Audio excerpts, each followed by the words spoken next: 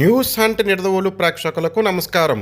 తూర్పుగోదావరి జిల్లా నిడదవోలు జనసేన పట్టణ అధ్యక్షులు రంగా రమేష్ ఆధ్వర్యంలో జన సైనికులు ఈరోజు స్థానిక చర్ల సుశీల వృద్ధాశ్రమం నందు మదర్ తెరీసా 114వ జయంతి వేడుకలను ఘనంగా నిర్వహించారు. ఈ కార్యక్రమానికి Nidadavolu circle inspector V Srinivasarao విచ్చేసి మదర్ తెరీసా విగ్రహానికి పాలాభిషేకం చేసి పూలమాలలు వేసి ఘనంగా నివాళులర్పించారు. అనంతరం చర్ల సుశీల వృద్ధాశ్రమంలో సుమారు 130 మంది వృద్ధులకు పండ్లు రెట్టెలు పంపిణీ చేశారు. ఈ సందర్భంగా Nidadavolu circle inspector V Srinivasarao మాట్లాడుతూ మదర్ తెరీసా స్ఫూర్తితో ప్రతి ఒక్కరూ ఆమె ఆశయాలకు అనుగుణంగా సేవా కార్యక్రమాలు చేపట్టాలని, చిన్నతనం నుండి పిల్లలకు సేవా కార్యక్రమాలపై అవగాహన కల్పిస్తూ సమాజ శ్రేయస్సుకు ఉపయోగపడే సేవా కార్యక్రమాలను ప్రోత్సహించాలని అన్నారు. నిడదవోలు పట్టణ జనసేన అధ్యక్షులు రంగా రమేష్ మాట్లాడుతూ ఒక ఉద్యోగి తాను చేసిన సేవ కంటే వేరే ఉద్యోగి అధిక సేవ చేయగలరు. ఒక హీరోని మించి మరొకరు హీరో కాగలరు. కానీ సేవా కార్యక్రమంలో మదర్ తెరీసాని మించి మరొకరు ఎటువంటి సేవ చేయలేరని, అటువంటి మదర్ తెరీసా జయంతులను జరుపుకోవడం తమ అదృష్టమని అన్నారు.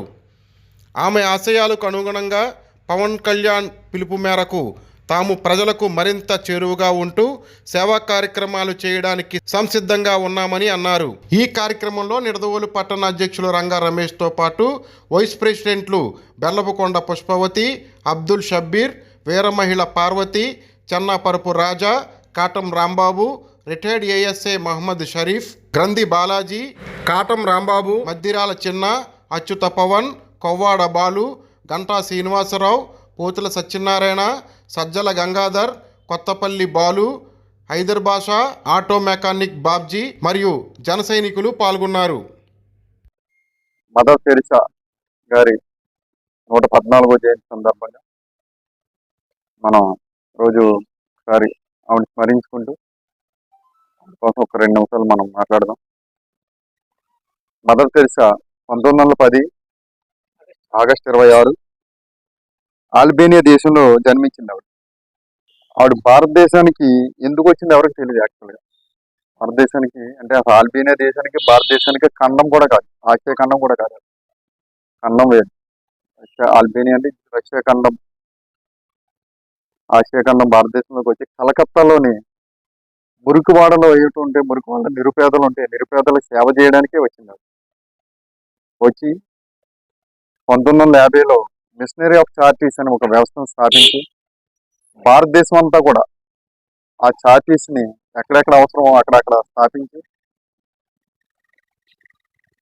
పిల్లల్ని ఎక్కడైతే చదువుకోకుండా నిరుపేదలు ఎక్కడైతే ఉన్నారో వాళ్ళని స్కూల్కి రప్పించడం, అలాగే వృద్ధులకి సేవ చేయడం. అలాగే ఆ టైంలో 1950 టైంలో ఎక్కువ లెప్రసీ కుష్టి వ్యాధిగ్రస్తులు ఎక్కువ ఉండేవారు. వాళ్ళకి ఎక్కువ సర్వీస్ చేయడం జరిగింది. ఆవిడ మిషనరీ స్కూల్స్ అన్ని వ్యవస్థాపక భారతదేశంలో స్థాపించడానికి కారకురాలు కూడా ఆవిడ. ఆవిడకి ముద్దుగా మన భారతదేశం తరఫున ఏం పెట్టుకున్నాడు, మదర్ అంటే తల్లి కంటే ఎక్కువ సేవ చేస్తుంది.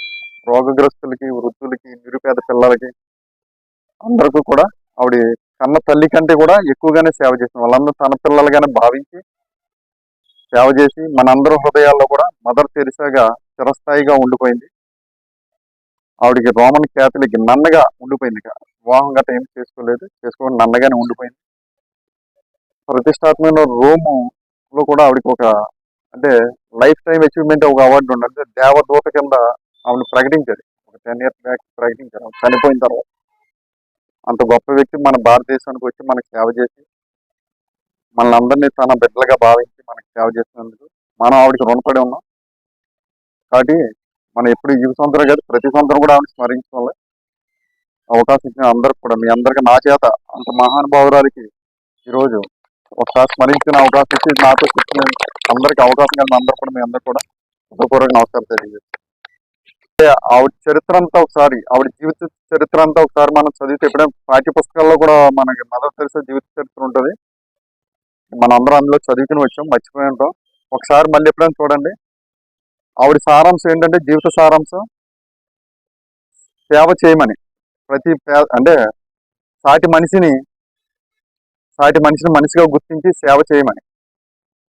ఆవిడ నేర్పింది మనకి ఏంటంటే సేవ చేయమని. ఎవరైనా సరే, అది మనవుడా పక్కోడా అని కాకుండా, పరాయి కాకుండా, శత్రువు అని కాకుండా, ఎవరికైనా సరే సేవ చేయమని చెప్పింది. కాబట్టి ఆ సేవ మనం కూడా మనకి సాధ్యమైనంత వరకు మానవతా దృక్పథంలో అందరికి కూడా సేవ చేసి ఆవిడ యొక్క ఆశయాన్ని మనం నిలబెడదామని కోరుకుంటున్నాను అందరిని.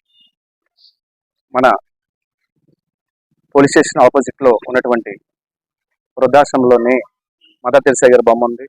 ఆవిడికి ఈరోజు పుట్టినరోజు శుభాకాంక్షలు మేము అందరం కూడా తెలియజేయడానికి ఈరోజు మేము నిడదోలు కొత్తగా వచ్చినటువంటి సిఐ గారిని ఆహ్వానించాం. ఆయన వెంటనే వచ్చి ఈ రోజు మా ఆహ్వానాన్ని మన్నించి ఆయన చేతుల మీదుగా మదర్ తెరిసా గారి పుట్టినరోజులు మేము అందరం కూడా ఈ రోజు ఈ వేడుకను జరుపుకోవడం మాకు అందరికీ ఎంతో ఆనందదాయకంగా ఉంది. మన చదువుకున్నామండి మనందరం కూడా స్కూల్లోని. ఆవిడ స్కూల్కి వెళ్తున్నప్పుడు లేట్కి వెళ్ళిన తర్వాత ఆ టీచర్ గారు పనిష్మెంట్ ఇచ్చారు ఆవిడకి, మదర్ తెరిసా గారికి.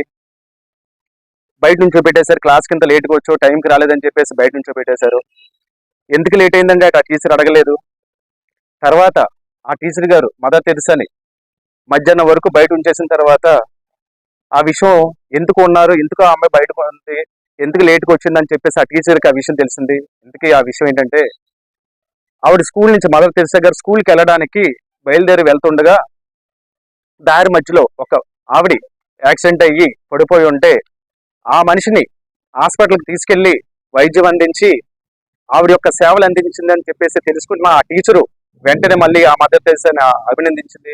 ఫస్ట్ నుంచి కూడా మదర్ తెరిసా గారు సేవ దృక్పథంతో ప్రతి ఒక్కరికి సేవ అందించడంలో మొదటి వ్యక్తి ఎవరంటే ఆవిడే. ఒక వ్యక్తి ఎంత తెలివితేటలు ఉన్నా కానీ, ఎన్ని మార్క్స్ తెచ్చుకున్నా కానీ, అలాగే సినిమా యాక్టర్ పైన ఇంకొక కొత్త సినిమా యాక్టర్ కొత్తవాడు వస్తాడు, అలాగే ఒక ఉద్యోగస్తు తన తన్ని ఇంకో ఉద్యోగుడు కొత్త ఉద్యోగుడు వస్తాడు, ఒక టాలెంట్ ఉన్న వ్యక్తి తనకు మించిన టాలెంట్ ఇంకో వ్యక్తి వస్తాడు. కానీ ఆవిడ సేవను అందించే మన దేశంలోని ఆవిడ తల్లిదండ్రులే విధంగా సేవలు ఎవరు అందించలేకపోయారని చెప్పేసి చెప్పడంలోని దానికి పూర్తిగా మదర్ తెరిసాకే జేజేలు కొట్టాలి.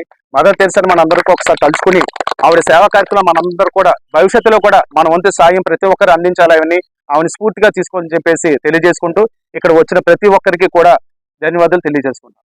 Thank you.